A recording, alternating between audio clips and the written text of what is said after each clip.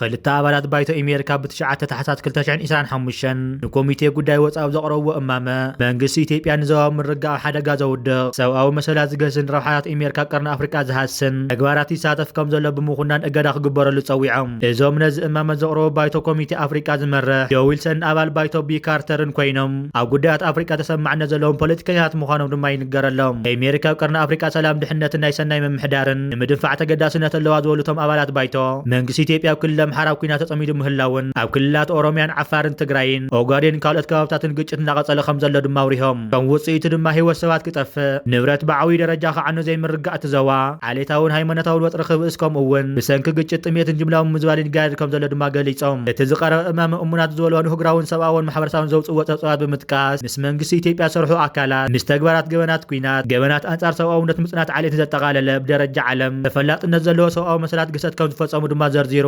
ቤተክርስቲያን ኦርቶዶክሳዊት ተዋህዶ ኢትዮጵያን ካልኦት ሃይማኖታውያን ትካላትን ዓመፅ ምፍርሃን ስደትን ዕላማ ኮይነን የንዚ ድማ ሃይማኖታዊ ናጽነት ምርጋእ ሲቪል ማሕበራት ኢትዮጵያ ዘዳኸም እዩ ይብል እታዊ ኢትዮጵያ ነዊሕ እዋን ጸኒሑ ዘሎ ዘይምርጋእ መረባት ግብረ ሽበራ ምልካውያን ስርዓታትን ካልኦት ናይ ደገ ተጻዋቲ ሓይልታትን ረብሓ ኣሜሪካ ከምዝምዝዎ ዘኽእሎም ናይ ስልጣን ባዶነት ተፈጢሩ ምህላው ድማ ገሊጾም ኣብ ክልል ኣምሓራ መንጎ ሰራዊት መንግስቲ ፌደራልን ዕጡቃት ኣምሓራ ዘካይድዎ ዘለው ውግእ ካብ ሓምለ 2023 ክሳብ ግንቦት 2025 ኣሽሓት ፀብፀባት ዓመፅ ከም ዝተረኣዩ ድማ ገሊጾም እተን ፀወታዊ ዓመፅ ዘጓነፈን ደቂ ኣንስትዮ ኣብ ጓል 8 ክሳብ 65 ዕድሜን እየን ኣምኒስቲ ኢንተርናሽናል ዝርከቦም ጉጅለ ተጣወቅቲ መሰላት ሰራዊት ኢትዮጵያ በቲ ዝፈጸመ ግሰት ቀንዲ ተሓታቲ ምዃኑ መርትዖ ከም ዘለዎም ድማ ይገልጹ ነቲ ግጭት ንምፅብጻብ ነፃ መራኸቢ ብዙሃን ናብ ክልል ኣምሓራ ከይኣትዋ ገደብ ዝተገበረሉ እዋን ሲኤንኤን ካብ 43 ትካላት ጥዕና ክልል ኣምሓራ ገምጋም 400 ሚእታዊ ጠቕላላ ትካል ጥዕና ናይቲ ክልል ከምኡ እውን ካልኦት ምንጭታት ሕክምና መረዳእታ ብምእካብ ኣብቲ ክልል ብዛዕባ ዝፍጸሙ ዘለዉ ነገራት ድማ ስእሊ ረኺቡ ኣብዘን ወሃብቲ ኣገልግሎት ትካላት ካብ 18 ሓምለ 2023 ክሳብ ግንቦት 2025 ናብ ዝነበሩ ግዜያት 2697 ፀብፀባት ዓመፅ ድማ ተመዝጊቡ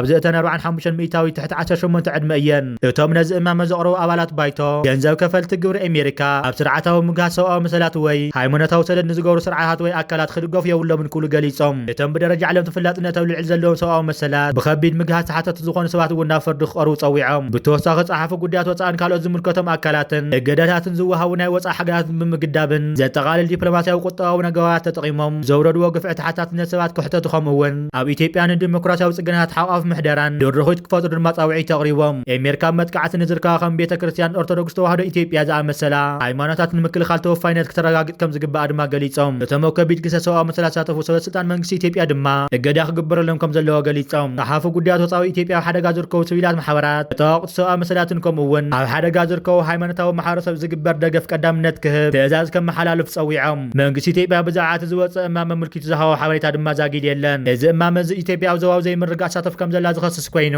ኢትዮጵያ ምስ ጎረቤት ሃገራት ብሕልፊ ድማ ምስ ኤርትራን ሱዳንን ሶማልያን ጽቡቕ ዝምድና ከም ዘይብላ ድማ ክግለጽ ጸኒሑ እዩ ምስታ ብመሬት ዘይትደዋዋ ግብፂ ድማ ብጉዳይ ግድብ ኣብ ቀጻሊ ናይ ቃላት ምልልስ ድማ ትርከብ ኣብ 2023 ኣፍ ደገ ባሕሪ ዘይብላ ኢትዮጵያ ምስታ ንባዕላ ሪፐብሊክ ሶማልያ ኢላ ትጽዋዕ ዝፈጸመቶ ስምምዕ ዝምድና ሞቃዲሾን ኣዲስ ኣበባን ድማ ሸሓኺሩ በዚ ተግባር ዝተቆጥዐት ሶማልያ ኣምባሳደራ ካብ ኢትዮጵያ ክትስሕብ ድማ ተረኣያ እንተኾነ ብመንግነት ፕሬዚደንት ቱርኪ ዝተራኸቡ መራሕቲ ኢትዮጵያን ሶማልያን ነንሕድሕዶም ልዕላዊ ግዛቶም ብምኽባር ዘለዎም ጸገማት ክፈትሑ ብታሕሳስ 2024 ድማ ተስማዕሚዖም ይኹን እምበር ዘነብ ታሪክ ዝሓደረ ጉዳያት ዘለወን ሃገራት ናብ ምትእማን በፂሐን ንምባል ዘድፍር ድማ ኣይኮነን ምስታ ብሰሜን ትዳዋዋ ኤርትራ እውን እቲ ወዲ በሻሻ ዝርከቦም ዝተፈላለዩ ላዕለዎትን ማእኸሎትን ሰበስልጣን ኢትዮጵያ ካብ ጥቅምቲ 2023 ኣትሒዞም ብዛዕባ ተጠቃምነት ባሕሪ ሕቶ ካብ ዘልዕሉ እንዳሓር ዝምድንኦም ናብ ምውታኽ ገጹ ድማ ምርሒ ይርከብ ክልቲኦም መንግስታት ዘካየድዎ ዘለው ናይ ቃላት ምልልስ ኣብ ኩናት ተሰጋጊሮ ቀርኒ ኣፍሪቃ ካሊእ ግጭት ከይለዓል ድማ ስጋት ተፈጢሩ ይርከብ ኣብ ዝሓለፈ ሰሙን ምምሕዳር ፕሬዚደንት ኣሜሪካ ዶናልድ ትራምፕ መውፅኦ በዓል 33 ገጻት ሓድሽ ስትራቴጂክ ሃገራዊ ድሕነት ኣሜሪካ ምስ ኣፍሪቃ ተካየደ ሽርክነት ተኽእሎ ኩናት ኢትዮ ኤርትራ ከምኡውን ሶማልያ ንምዕጋት ከም ትሰርሕ ድማ ገሊጹ ምንባሩ ይርስዕን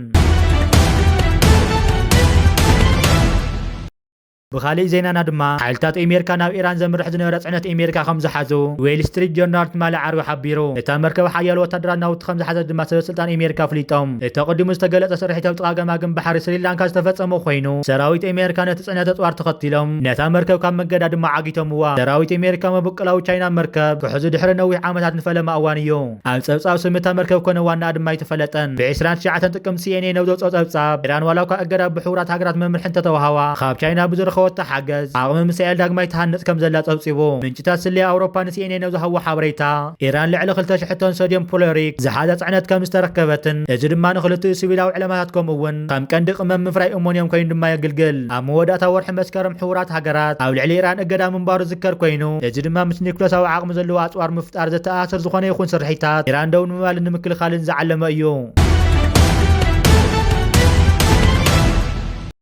بخالي زينانا دما سودان كاب علتنا علت مسح كويناتنا خونا يخيد الله يتمخنيات دما تمونغو سودانويان زقبر زلو كوينات حدحد نتنوشت او شقر سودان زنقص اصلا زفتحنا اجندا زي كونس ناي كالوت هاغرات روحات زقبرنا يوكلنا كوينات مخوانو يو كلنا وزريا سودان قيب بحرن زلو هاغرات دما بواغا هزو سودان واتران حيزن زي كوال عداغا موتن سدتنا خونا يخيد الله زاقيد كوينات كاو جمر 15 مليون سودانويان موق بيتم حديقم فقورو برغا دما تزريهم اللو بيت تمرتتات عانيوم اوال فاشرن كالوت كواتات كاردوفان دما سبز سك حول على ديهاتن هصاناتن ጨፍጫፍ ተኻይደሎ እተን ክብረን ተተኪፈን ዘይፈልጣ ደቂ ኣንስትዮ ሱዳን ድማ ሎሚ ኣደዳ ዓመፅን መሮይ ስምዒታት ምልሻ ኮይነንን ዓመፅ ከም ኩናት ተሓሲቡ መዓልታዊ ህደናን ይዋረዳን ድማ ኣለዋ እዚ ኣብ ሱዳን ዝካየድ ዘሎ ኩናት ሕድሕድ ናይ ተፈጣን ሓይሊ ዝድግፉ ዘለዉ ሃገራት ኢማራትን ኢትዮጵያን ከምኡውን ሩስያን ኢራንን ክኾኑ ከለዉ ነቲ ናይ ሰራዊት ሱዳን ዝድግፉ ዘለዉ ሃገራት ድማ ኤርትራ ግብፂ ስዑድያ ኣሜሪካ እዮም እዚ ነቶም መንጎ ሃገር ኤርትራን ኢትዮጵያን ዘሎ ምትፍናን ድማ ካልእ ናይ ውክልና ዓውዲ ኩናት እዩ እቲ ብጀነራል ሓምዳን ዳጋሎ ዝምራሕ ምልሻ ዳዕመ ሰሪ ኣብ ኢትዮጵያ ድሮ መሰልጠኒ መንቀሳቐስን ብወግዒ ባይታ ድማ ተዋሂቦ ከም ዘሎ ሓበሬታ ወፅየሎ እዚ ሓይሊ እዚ ምስቶም ማዕድናት ካልኦት ሃገራት ዝጉሕጉሑ ናይ ፑቲን ፍሉይ ሓይሊ ዋግነር ኩሩ ኣብ መሬት ሱዳን ወርቀ ምዕራይ ድማ ከም ዝሰርሑ ይፍለጥ ከምኡውን ሎሚ ብመንግስቲ ኣሜሪካ ተኣጊዶም ዝበሃሉ ኣብ ኢማራትን ኳርተሙን ዝነበሩ ምግቢ ከምኡውን ወታደራዊ ኣልባሳትን ሎጂስቲክን ዘመስርሑን ዝሰርሑን ዓበይቲ ኩባንያታት ከም ዘለዎ ድማ ይፍለጥ ብዘይካ እዚ ሕጂ ዝወፅእ ዘሎ ሓበሬታ ድማ እዚ ሓይሊ ዝጠጣየ ሽንጥሮታት ዝወፁ ወታደራት ካልኦት ሃገራት ብገንዘብ ክዓስብ ከም ጀመረ ድማ ተፈሊጠሎ መንግስቲ ኣሜሪካ ትማሊ ከም ዝሃቦ ሓበሬታ ካብ መጀመርያ መስከረም 2024 ጀሚሩ ኣስታት 300 ኮሎምቢያን ከም ዝዓሰበን ኣብ መሬት ሱዳን ኣንጻር ናይ መንግስቲ ሱዳን ሰራዊት ይዋግኡ ከም ዘለው ጭቡጥ ሓበሬታ ውፅእ ይርከበሎ እቶም ነዚ ዘሳልጦ ኣሜሪካ ዝመደበሮም ትካላት ቢዝነስ ኮይኖም መንግስቲ ኣሜሪካ ኣብ ልዕሊ ትካላቶም ማዕቀብ ብምግባር ነቶም ውልቀ ሰባት ድማ ዘይግነቶም ብምስራዝ ካብ ኣሜሪካ ድማ ክወፁ ወሲነሎ ኣስማት ናይዞም ክልተ ኣሕዋት ዝርከብዎም 7 ሰባት ድማ ብከምዚ ዘርዚረሎ ቀዳማይ ኣልቮሮ አንድሪስ ካልኣይ ኳጁዋኖ ባስራ ሳልሳይ ኳሎቪያ ቫቪያና ራብዓይ ኦሎቪየስ ቮሮሮ ሓምሻይ ማርዮ አንድረስ ሻልሻይ ዱኮ ቤትሮ ሸውዓይ ሙኒኮስ ሙነስ እዮም እዞም ሰባት እዚኣቶም ብዘለዎም ዓብዪ መረብ ተጠቂሞም ንረብሓ ኩለው ሱዳን ኩናት ሕድሕድ ከካይድን ሰላማውያን ህዝቢ ሱዳን ክጭፍጨፉን ዝገበሩ ገበነኛታት እዮም እዚ ዘርእየና እንከሎ እዚ ባሪ ሰፍ ዝግበር ዘሎ ካብ ህዝቢ ሱዳን ናብ ኤርትራን ትግራይን ክልሕም ከም ዝኽእል ድማ ምርዳእ የድሊ እዚ ሎሚ ኣብ ትግራይ ንመሪሕነት ሕወሓት ተቃውሞ ሓራ መሬት ዘሎ ወዲ ደቡብ ትግራዋይ እውን ፅባሕ ንጉሆ ካብ ስርዓት ብልፅግና ምዋላ ተገይሩ ብኢማራትን ዳዕመ ሰሪዕን ከድገብ ብኣቢሉ ድማ መልክዑ ቀይር ናብ ዘይምለሰሉ ቁልቁለት ክኸይድ ከም ዝኽእል ኩሉ ትግራዋይ ካብ ሕጂ ብምስትውዓል እቲ ኣብ 4 ኪሎ ዝርከብ ዘሎ ስርዓት ብልፅግና ትግራዋይ ሕድሕዱ ክጠፍእ እምበር ሓቢሩ ክነብር ድማ ድልየት ዕላማን የብሉን بخالي زينانا دما وتدراو تكال سليا روسيا سايبراو متقعت خمس فصمه جرمن كسيسا منستر غوديات وصات هاجر كوم زولو اتابنا حسا 2024 تفصمه متقعت نمقصار ترافيك برات علامات زغبر اي نيرو برلين روسيا واغا زخفل غبر مرسختم مخانا دما مغلصت منستر طنقيقولو موسكو ግን ዘገርም በማለት ተخصብ بزي مولوال نصيغاتلا ابز قرو انا لعل سمايات حبرات اوروبا خبرات ترايا سوالو نفرتي عوي سغات كوينن مهلاو دما يفلت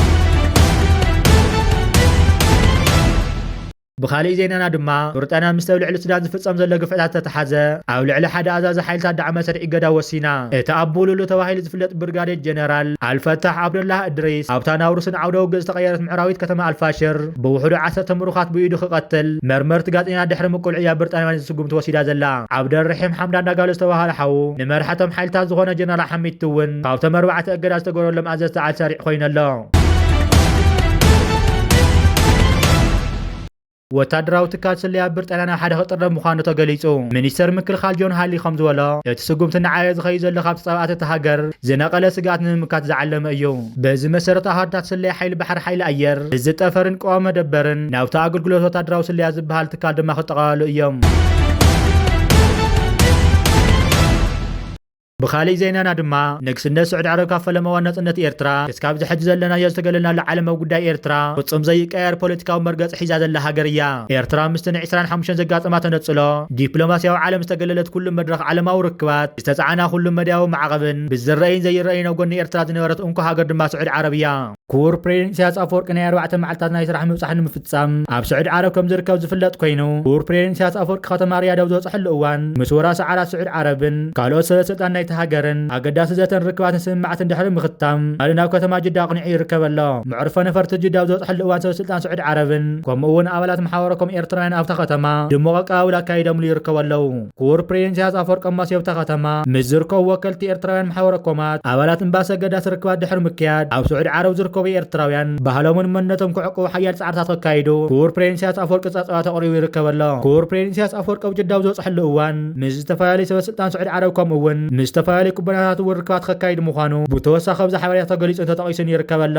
ክቡር ፕሬዚደንት ኢሳያስ ኣፈወርቂ ድሕሪ ናይ ስዑድ ዓረብ መገሽኡ ካብ ፕሬዚደንት ኣሜሪካ ዶናልድ ትራምፕ እውን ፃውዒት ከም ዝተገበረሉ ተገሊጹ ኣሎ ፕሬዚደንት ኤርትራ ኢሳያስ ኣፈወርቂ ናብ ኣሜሪካ ከም ዝተፀውዐውን ኣፎት ሚድያ ንምርግጋጽ ከይሉሎ